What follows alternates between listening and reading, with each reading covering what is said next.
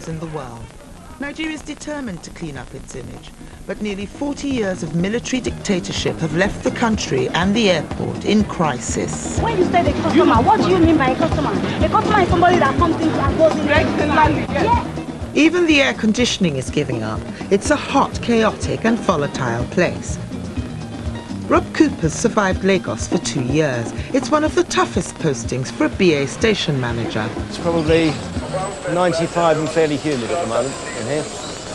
Not an ideal place to be waiting for a bag, to be honest. But you do get used to it. You become acclimatised to it. It always hits you every time you come back, though. And as the doors open, there's this kind of draft of hot air hits you, and you think, I'm back. It's not just the heat, it can be dangerous. Breaches in airport security have become so frequent, the US have banned all direct flights to Nigeria. BBC World Service at 8:30 Greenwich Mean Time. A Boeing passenger jet has been at the centre of a dramatic attack by armed robbers which took place in Nigeria last night. Our correspondent Shalad. Robbers forced the plane to a halt by putting logs and stones on the taxiway. They opened up the hold, helped themselves to luggage and ran back into the bushes. Last night's incident suggested either a security lapse or desperation by the robbers. After similar attacks, all flights are supposed to be escorted by armed patrols. Last night, the robbers must have known that none of the cars were working. This morning, security is being improvised.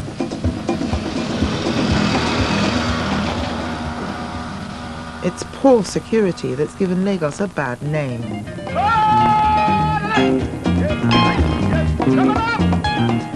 Now the security forces are trying to get their act together.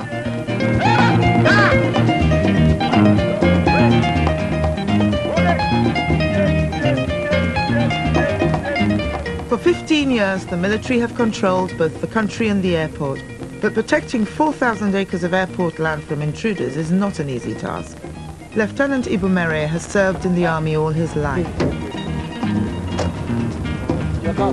Being a soldier is more than a job, it's a matter of national pride. The people come in from different parts of the world. We don't want to make sure that there's no embarrassment. If you hear there's an attack on Kenya Airways, okay, that's very serious. The military now have the power to shoot trespassers on sight. The lieutenant believes the gun is the only effective deterrent. Oh. Where are you passing to? I'm going to number 4. Near Tarmac there.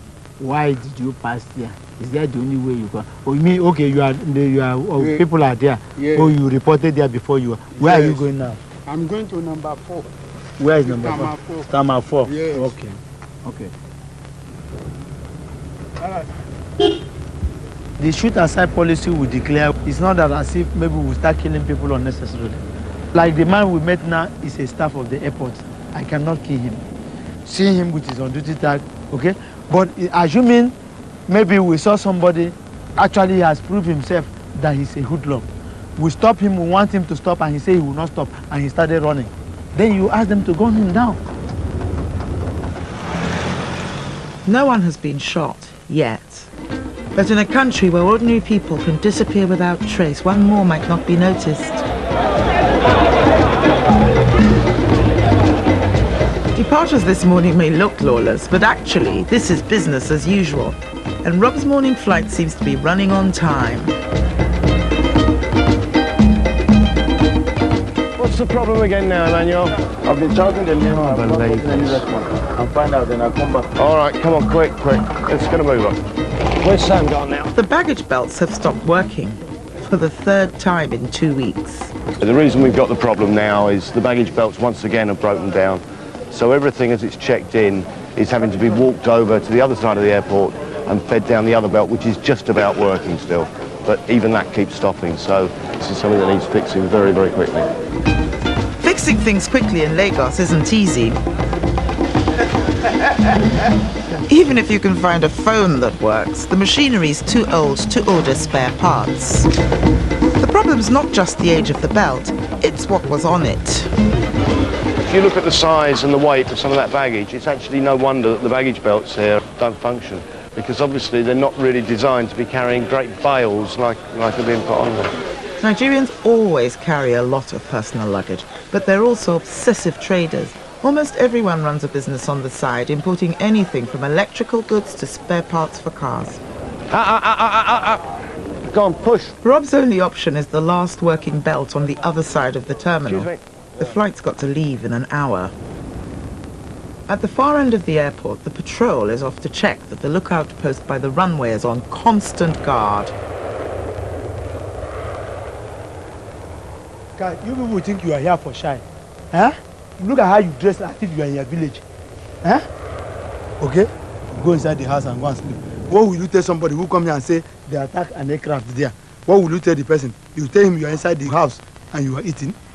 Or you tell him that you are sleeping? Where's your rifle? Where on a rifle? You can't imagine. Soldiers on guard. You don't know their rifle is your baby. When you are training depot, they didn't tell you that your rifle is your wife? So carry your rifle anywhere you are going so that if a civilian stand from there and he sees you with your rifle, say, that's why a soldier should be with his rifle. Don't put the empty there. Inside, a delay for Rob is beginning to look likely. It's frustrating because you want to put them on quickly, but I know if we put them on quickly, it's just going to stop working again, so we've got to space them out. The last working belt and the workers are beginning to feel the strain. They're lifting bags which are very heavy in areas that aren't conducive to hard work, to be honest. I mean, you can feel now how hot it is, lack of air conditioning and everything else. So it's pretty inhuman, actually, what we're asking them to do in some ways, and it's remarkable that people still do it. Rob's not the only one having problems with airport equipment. If you see somebody and you have a handset, okay? That you people don't have a handset, you don't mean it. So there is nothing like this. There's no handset here? No. I should find out. Rob's bags have reached the plane. Now a passenger's holding him up. Forged documents are a daily problem in Lagos. It's hard to get a visa, and some Nigerians will go to any lengths to leave the country. Rob's staff have found a German visa. The photo doesn't match the person. No, wait. Sorry, sir. We cannot accept you on this flight. Please, it is me. Please, I beg of you. Please, it is me. We'll tell you what to do. We'll give you a note to German High Commission, German Embassy. Yeah? Excuse me, please. You can do that later. I have my insurance card. Let me leave it with you. Let me leave my insurance card with you and everything with you.